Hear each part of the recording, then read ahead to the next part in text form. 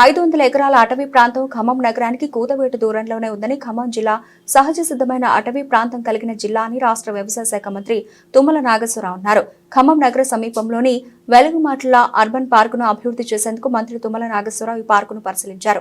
Park మొత్తం తిరుగుతూ అధికారులకు పలు సూచనలు చేశారు. సందర్భంగా మంత్రి తుమ్మల మాట్లాడుతూ వ్యవసాయ అధికారుల కృషి, జిల్లా యంత్రాంగం చేసే శ్రమ, సంవత్సర కాలంలో ఈ పార్కుకు ఓ రూపు తీసుకుని రావాలని, ఈ పార్కుకు మంచిగా ఉండే విధంగా ఏ పేరు పెట్టాలో నిర్ణయించాలన్నారు. కిన్నెరసాని, పాల్వంచ, కొత్తగూడెంకి సంబంధించిన పార్కుల అభివృద్ధి డిఎఫ్ఓ బాగా కృషి చేస్తున్నారని, ఖమ్మం అర్బన్ పార్కు అభివృద్ధికి అందరూ సహకరించాలని అన్నారు. జంతువులను పెంచేందుకు చర్యలు తీసుకోవాలని, పార్కులోకి ప్లాస్టిక్ వస్తువులను అనుమతించొద్దని, ఫుడ్ స్టాల్స్ ను ఏర్పాటు చేసి నాణ్యమైన డైట్ ఫుడ్ ను మన పూర్వీకులు తిన్న ఆహారం అందించేలా చూడాలని ఆయన అన్నారు.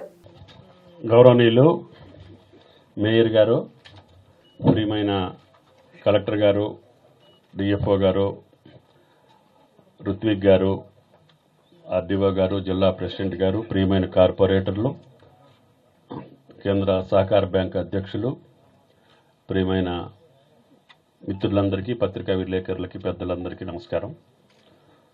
సంతోషం. డిఎఫ్ఓ గారి కృషి, జిల్లా కలెక్టరు, జిల్లా యంత్రాంగం చేసేటటువంటి శ్రమ మనకి వర్షాకాలం వచ్చే లోపల ఈ పార్కుని ఒక స్టేజ్కి తీసుకురావాలి. అంటే ప్రజలను ఆకర్షించేటటువంటి స్పాట్గా దీనికి ఖమ్మం పుర ప్రముఖులు ఆలోచించి ఒక మంచి పేరు పెడితే మంచిదని డిఎఫ్ఓ గారికి సజెస్ట్ చేశాను. కలెక్టర్ గారు కూడా సంప్రదించి ఏం పేరు పెడితే బాగుంటుంది, చారిత్రకమైనటువంటి ఖమ్మం చరిత్రకు సంబంధించిన నేపథ్యం విలేకరులు కూడా ఉన్నారు కాబట్టి మీరు కూడా ఆలోచించి సజెస్ట్ చేయండి.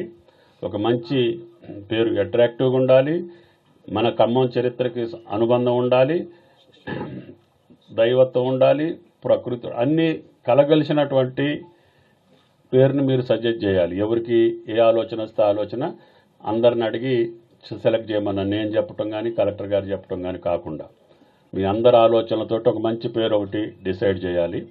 సరే, డెవలప్మెంట్కి సంబంధించి డిఎఫ్ఓ గారు చాలా ప్రోగ్రామ్స్ పెట్టుకున్నారు. నిన్ననే పీసీసీఎఫ్కి చెప్తే 3 పార్కులకి ఖమ్మంతో పాటు నేను కొత్తగూడెం, సత్తుపల్లి కూడా ఇదే పద్ధతిలో ఉంది. వాటిని కూడా డెవలప్ చేసుకుంటే 2 జిల్లాల్లో అటు కిన్నెరసానితో పాటు సహజ సిద్ధమైనటువంటి అటవీ సంపద కలిగినటువంటి మన జిల్లా దాన్ని కోల్పోతున్నాం. కాబట్టి ముఖ్యంగా పట్టణాలకు సంబంధించి ఈ యొక్క జిల్లాలో ఖమ్మం తర్వాత కొత్తగూడెం, కొత్తగూడెం తర్వాత సత్తుపల్లి పెద్ద పట్టణాలు ఉన్నాయి. భద్రాచలానికి అవకాశాలు తక్కువ ఉన్నాయి. అయినా సరే అక్కడ ఏం చేయగలుగుతామో అక్కడ టూరిజానికి సంబంధించి చేసుకుంటూనే కిన్నెరసాని, పాలవంచకు సంబంధించి, కొత్తగూడెం టౌన్కు సంబంధించి కొత్తగూడెం పార్కు, అదేవిధంగా సత్తుపల్లి, ఇది మనకి సహజ సిద్ధంగా మనకి మనగూడినటువంటి అవకాశాలను సద్వినియోగం చేసుకోవాలని జిల్లా కలెక్టర్ గారు, డిఎఫ్ఓ గారు మంచి కార్యక్రమాలు తీసుకొని ముందుకెళ్తున్నారు. ఇటువంటి కష్టపడి మనసు పెట్టేటటువంటి అధికారులు ఉన్నప్పుడే వాళ్ళకి మనం సహకరించి ప్రజాప్రతినిధులందరం కూడా వాళ్ళకి చేయూతనిచ్చి మన జిల్లాని అభివృద్ధి చేసుకోవాలి. ఇది మనకి సంబంధించినటువంటి సంపద. కలెక్టర్ గారు వాళ్ళు ఉంటారు, మళ్ళీ తర్వాత ఇంకో జిల్లాకి వెళ్తారు, ఇంకొక అధికారంలోకి వెళ్తారు. డిఎఫ్ఓ గారు కూడా అంతే. వాళ్ళు స్థిరం కాదు, కానీ వాళ్ళు ఉన్న టైంలో ఈ పని జరిగింది అనేటటువంటి కీర్తి, ఆ సంతృప్తి వాళ్ళకి కలగాలంటే మనం వాళ్ళకి సహకరించాలి. కాబట్టి ఇంత పెద్ద 500 ఎకరాల ఫారెస్ట్ సంపద మనకు దక్కిందంటే ఖమ్మం పట్టణానికి, అది ఖమ్మం ప్రముఖులందరూ ఆలోచించుకోవాలి. నేను రహదారికి శంకుస్థాపన చేసి 1 మంత్ అవుతుంది. కొంతమంది అనాలోచితంగా అవగాహన లేకుండా నా సెంటు బోద్ది, లేకపోతే గజం బోద్ది, ఎకరం బోద్ది అనుకుంటున్నారు. ఈరోజు మీరు మీ వాల్యూ చూసుకోండి. రోడ్ వేసిన తర్వాత మీ యొక్క ప్రాంతం యొక్క వాల్యూ చూసుకోండి. మీకు ఎంత పెరుగుదల ఉంటుందో, ఎంత సంతృప్తి ఉంటుందో మీరే ఆలోచించుకోండి. కాబట్టి రహదారిలో ఉండే వాళ్ళందరినీ కూడా కలెక్టర్ గారు మాట్లాడారు, చాలామంది అగ్రి అయ్యారు. ఇంకా ఒకళ్ళిద్దరు ఉంటే కూడా ఆలోచన చేసుకోండి. ఎంత మంచి రోడ్డు ఉంటే అంత అభివృద్ధి మీ దగ్గరకు వస్తుంది.